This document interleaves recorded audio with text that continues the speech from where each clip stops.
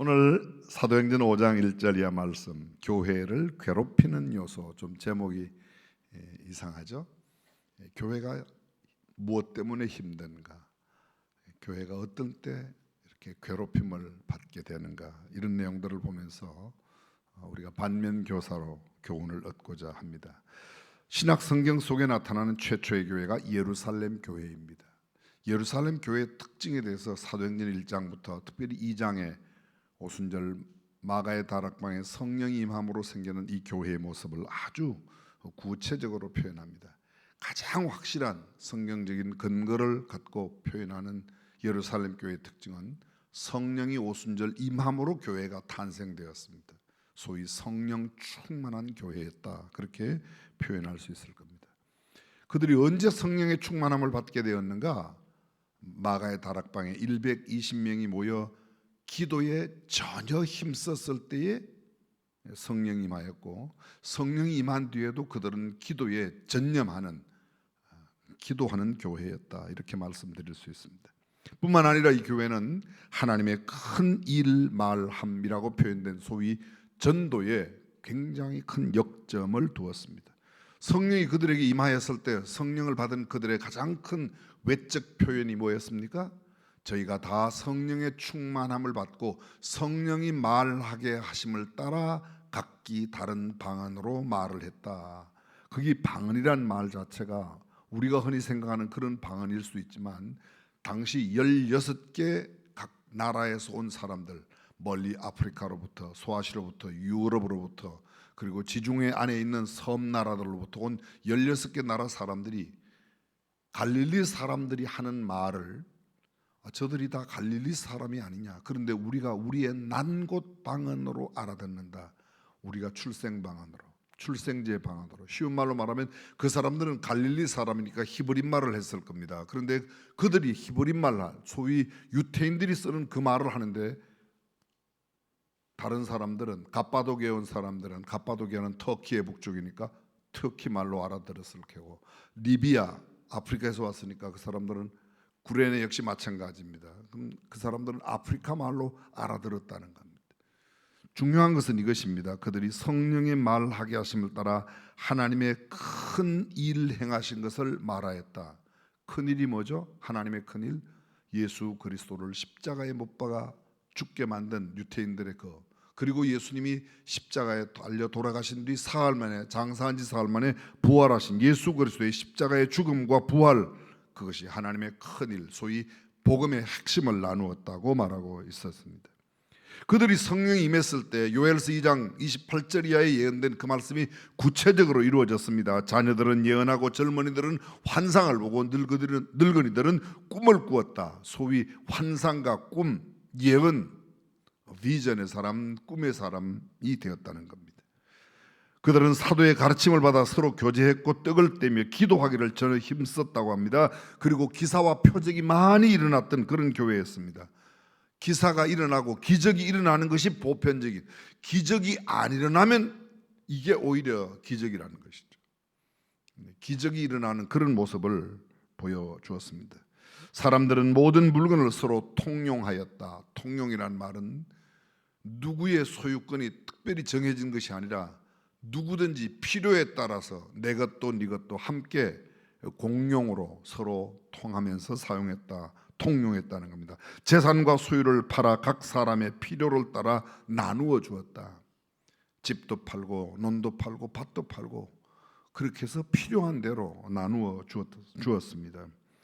성전에 모이기를 힘썼고 집에서 교제하고 떡을 떼고 기쁨과 순전한 마음으로 음식을 먹고 하나님을 찬미하며 온 백성에게 칭송을 받았다고 말합니다. 온 백성들에게.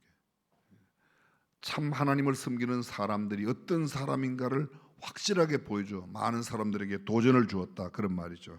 구원받는 사람은 날마다 되어가는, 부흥하고 성장하는 교회였습니다.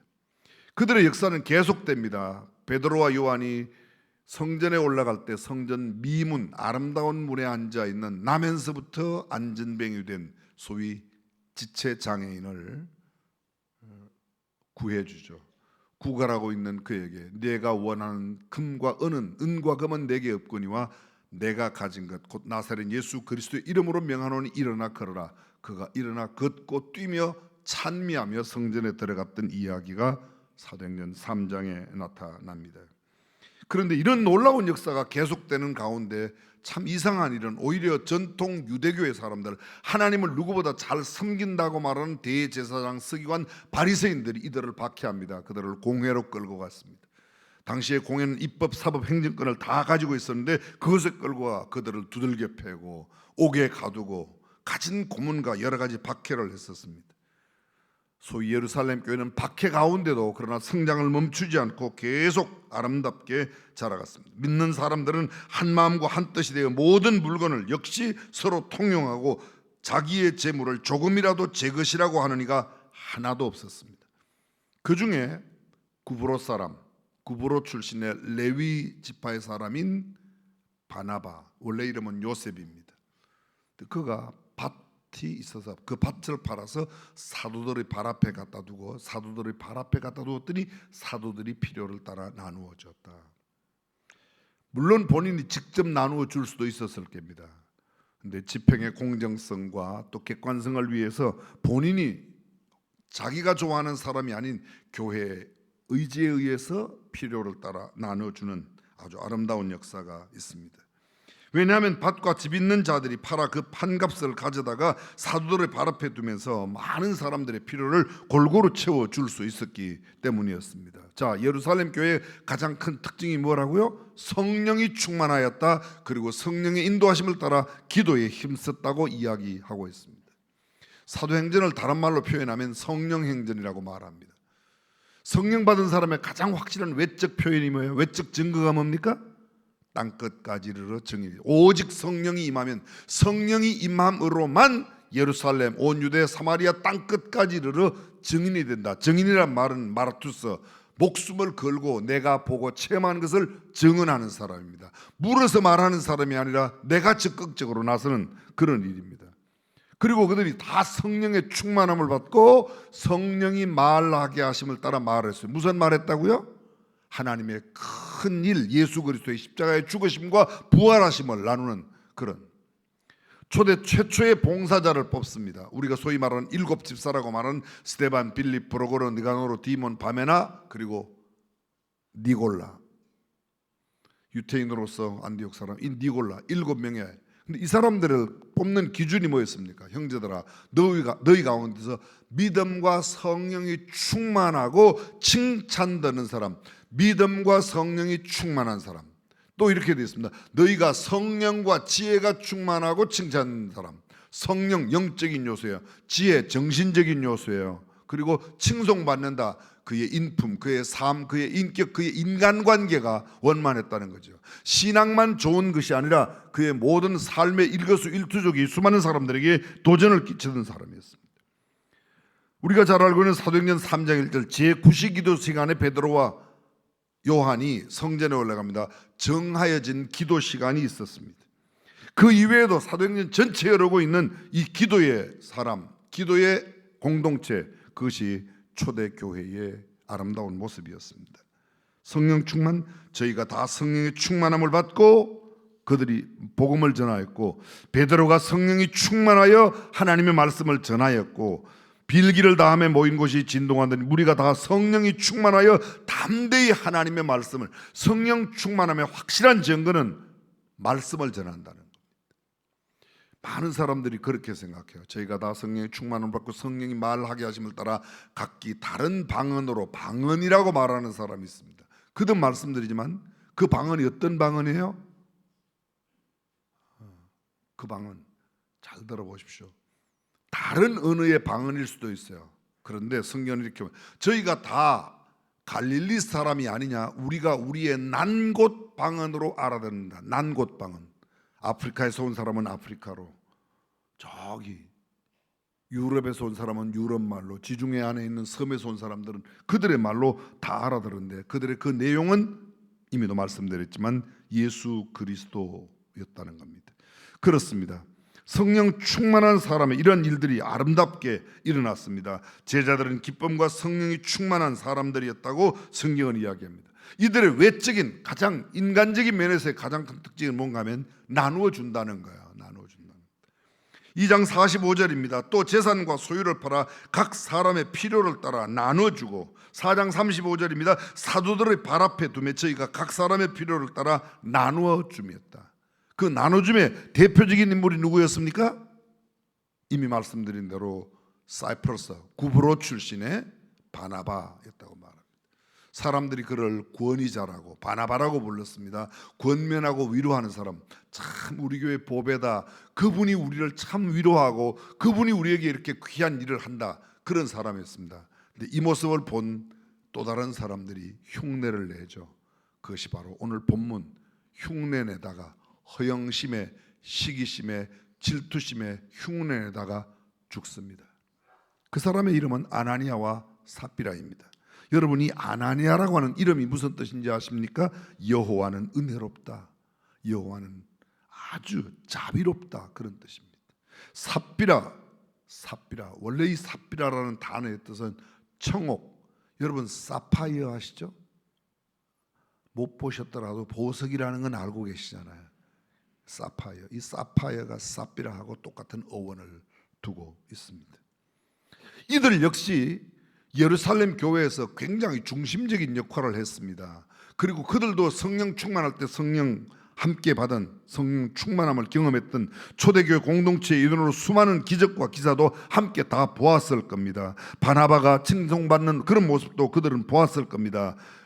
어쩌면 그것을 부러워하며 질투하는 마음으로, 그래 우리도 소유를 팔아 드려야지. 성경은 이렇게 시작합니다. 아나니아라 하는 사람이 그 안에 삽비라로 더불어 소유를 팔아.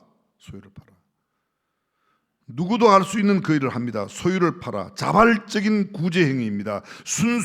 순수한 동기로 어쩌면 시작했는지 모릅니다. 그런데 파는 데까지는 순수하게 팔았는데 팔자 마음이 바뀌었습니다. 성경은 뭐라고 말합니까? 사단이 그 안에 가득하여.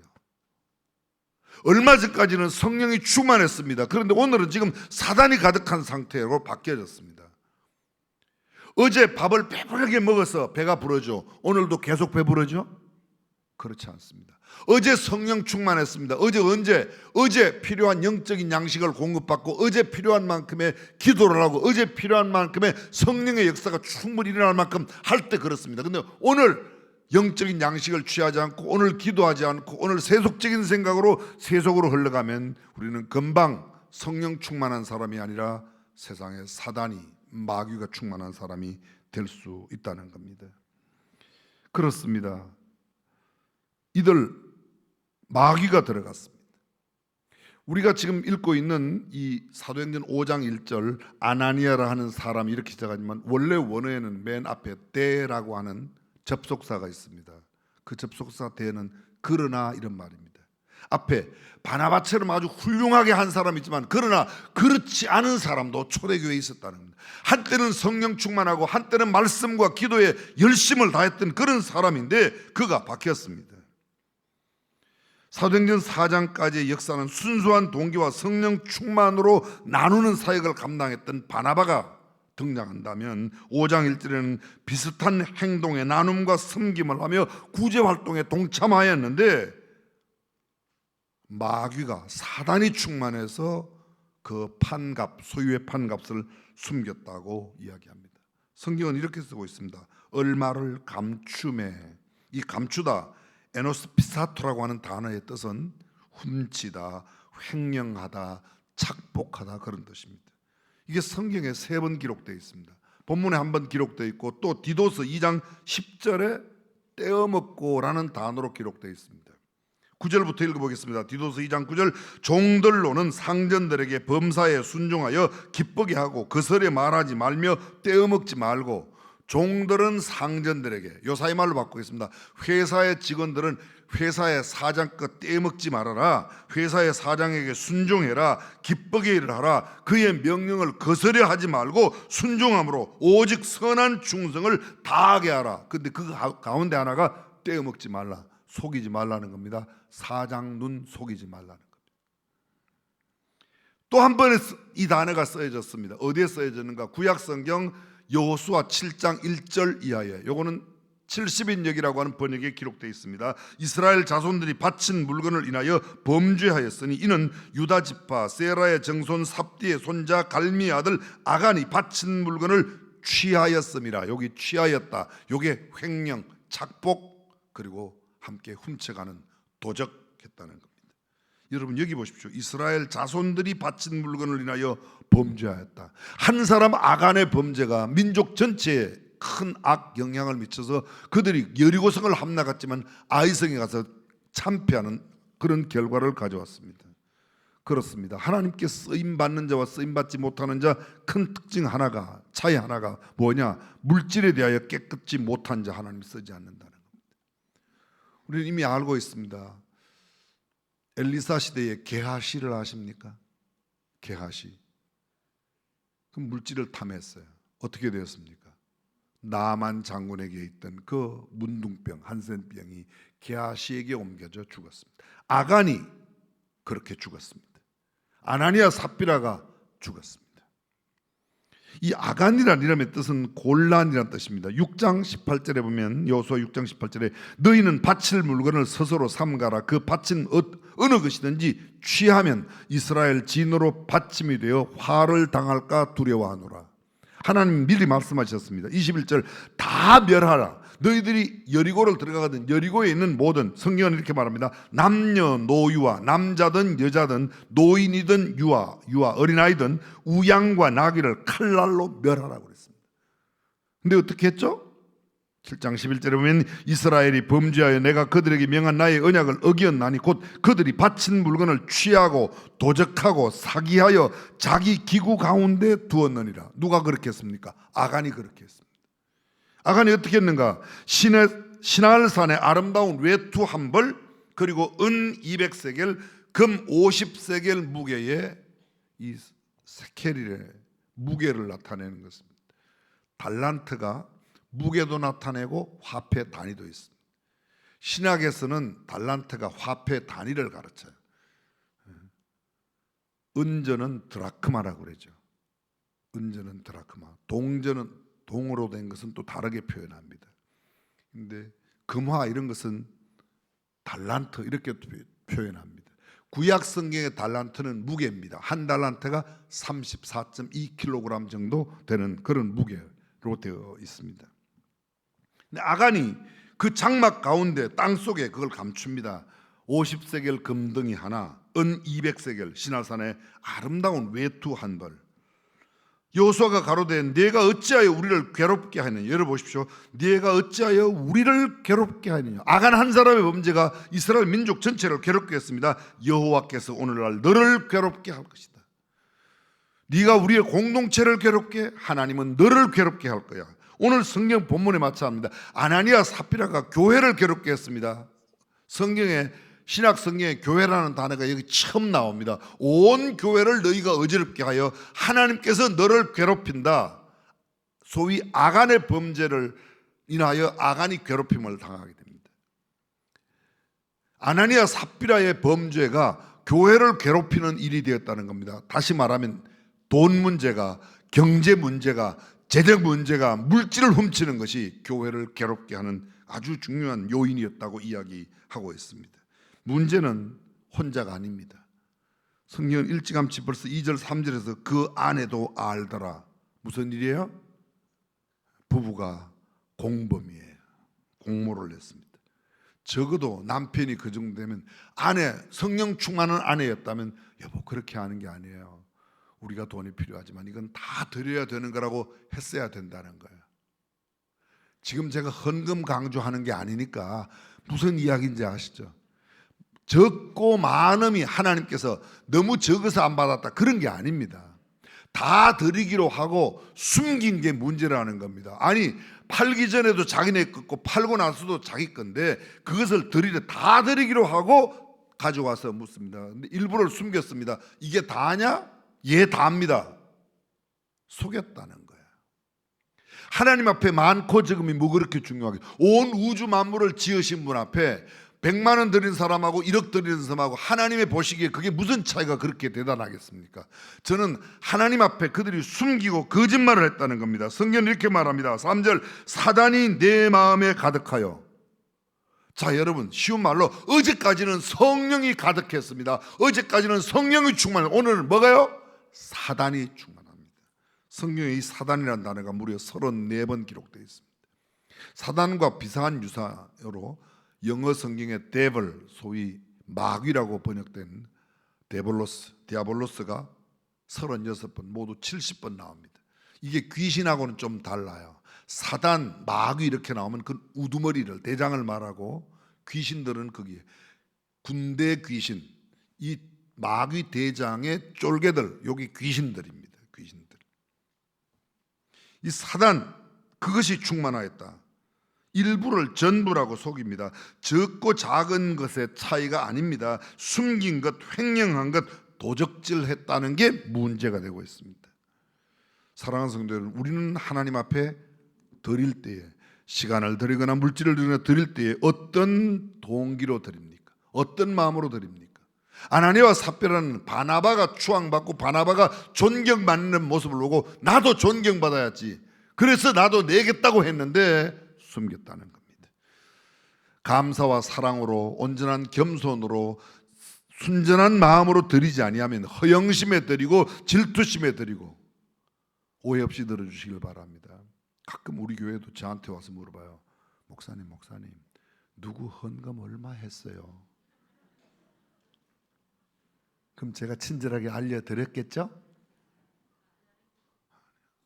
그거 신경 쓰지 말고 그냥 집사님께서 드리실 수 있는 만큼 하나님 앞에 깨끗하게 온전하게 드리세요.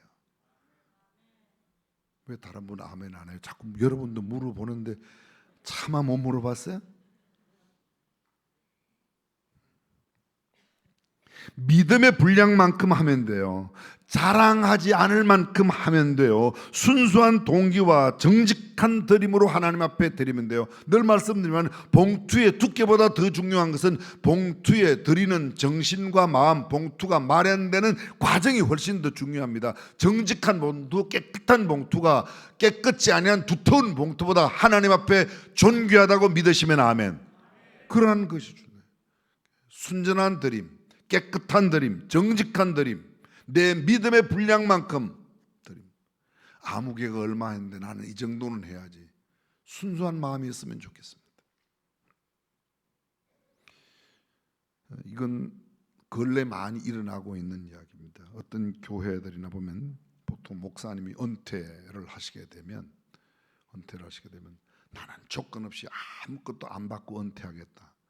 근데 너무 기대하는 게 많으세요. 주머니는 자꾸 벌리면서 아무것도 안 받아갔다는 이야기도 듣고 싶은 겁니다. 그건 절대로 있을 수가 없습니다. 받아가면 받아간 거고 안 받아가면 안 받아가서 순수하지, 받아가면서도 순수하고 아무것도 안 가져갔다, 그건 있을 수가 없습니다. 그냥 받으세요. 주거든. 그렇게 무리하게 그런 일로 인해서 교회를 분란을 일으킬 필요는 없다는 겁니다. 저도 매우 조심스러워요. 이제 곧 다가오니까. 근데 그것이 그렇게 중요할까? 그럴 수 있습니다. 내가 미리미리 준비해야 돼요. 내가 내 노후를 준비하지 않는다는 것은 저는 이렇게 생각해요. 아주 믿음이 좋거나 아니면 남에게 신세지기로 작정했거나, 근데 아직까지 앞에 사람을 못 봤어요. 아주 깨끗하게 물러나는 사람을 저는 한 사람도 못 봤어요. 남에게 철저하게 신세를 지거나 아니면 문제를 일으키는 경향이 너무 많다는 겁니다. 교회는 거룩한 교회 공동체인데, 하나님의 백성들의 공동체인데 왜 이런 일이 일어나는가? 인간적인 허영과 인간의 순수하지 못한 마음, 정직하지 못한 마음, 하나님께서 쓰지 못하는 사람이 둘 있다고 합니다. 신학자들은 이야기해요. 건강 잃어버린 사람 못 쓰신대요. 깨끗지 않은, 돈 관계가 깨끗지 않은 사람, 물질이 흐린 사람 못 쓴다는 겁니다. 아니, 우리가 봐도 아간도 죽었습니다. 게하시도 죽었습니다. 아나니아 삽비라도 죽었습니다. 심지어 신하의 아내를 취한 다윗은 하나님이 살려주셨는데, 물질 관계가 청렴하지 못한 사람들은 모두 하나님께서 쓰지 않고 죽였다는 말은 더 이상 너는 안 쓸 거야, 포기했다, 버렸다는 뜻입니다. 흔히 있지 않습니까? 다른 곳에 시컷 놀다가 목사 잠깐 만나고 집에 갔는데 당신 어디 갔다 왔어? 목사님 만나고 왔어. 그러면 가만히 있으니까요. 그런 짓 하면 안 돼요. 그런 짓 하면 안 돼요. 제가 그런 짓 했잖아요. 시큰 학교 놀다가 집에 갈 때 늦게 교회 잠깐 들었던 어디 갔다 왔어? 교회 갔다 왔어. 이랬잖아요. 제가 국민학교 초등학교 다닐 때 그랬단 말이에요. 다 알죠. 우리 아버지 어머니가 모를 리가 있겠습니까? 학교에서 시큰 놀다가 집에 가면 일할 게 잔뜩 있으니까 뭐 꼴배야지, 뭐 소먹이야지, 뭐 그런 게 많으니까 그냥 하기 싫으니까 학교에서 시큰 놀다가 어두컴컴할 때 가면서 교회 잠깐 들려서 고개 이렇게 숙였다가 가고 어디 갔다 왔냐? 교회 갔다 왔어. 뭐 했냐? 기도해. 기도니 1분도 안 하고 기도. 이게 똑같은 짓 아닙니까? 이게 양심이 꾸린 짓, 속이는 짓이에요. 사랑하는 성도 여러분, 우리의 헌금은 어떻습니까? 우리가 예배 드릴 때 우리의 마음은 어떻습니까? 정말 순전한 마음과 정직한 마음, 깨끗한 마음이 아니면 어쩌면 사람들의 눈을, 지난주에 말씀드렸지 않습니까? 새벽기도 가장 오래 하는 사람 모르세요? 새벽기도 가장 오래 하는 사람 새벽기도를 안 해요. 뒤로 돌아보고 다 갈 때까지 기다리는 겁니다. 그리고 다 가고 지가 맨 나중에서 우리 교회에서 내가 새벽기도 제일 오래 하는 사람 아니, 제일 끝까지 감시하다 간 사람이지 그 사람은 새벽기도 한 사람이 아니에요. 단 1분을 해도 10분을 해도 하나님 앞에 순전한 마음으로 기도하고 깨끗한 양심으로 번 것을 하나님 앞에 드릴 때 하나님께서 귀 받으실 줄로 믿습니다. 델피 신전에 있는 천정화, 이 도움 형태의 천정에 눈을 하나 크게 그려 놓았답니다. 그 그림의 제목이, 천정화의 제목이 보시는 하나님의 눈. 우리는 사람들은 속일 수 있고 사람들은 잘 모를 수가 있지만 하나님은 다 보고 계십니다. 믿음이 좋은 사람으로 평가받으려고 과장하지 마십시오. 그냥 내 믿음만큼만 있는 모습 그대로 살고 믿음만큼 생활하십시오. 너무 위선, 가식. 저는 화장하는 여인들의 마음을 굉장히 아주 높게 평가해요. 아름다움을 추구하는 그 마음은 고귀해요. 근데 화장을 요란하게 한 것은 저는 별로 안 좋아해요. 알아들으세요? 이게 구분이 되세요? 화장대 앞에서 막 3시간, 4시간씩 두들겨 대면서 하는 건 저는 안 좋아해요. 여기 막 이렇게 두껍게 하는 거 이런 건 안 좋아해요.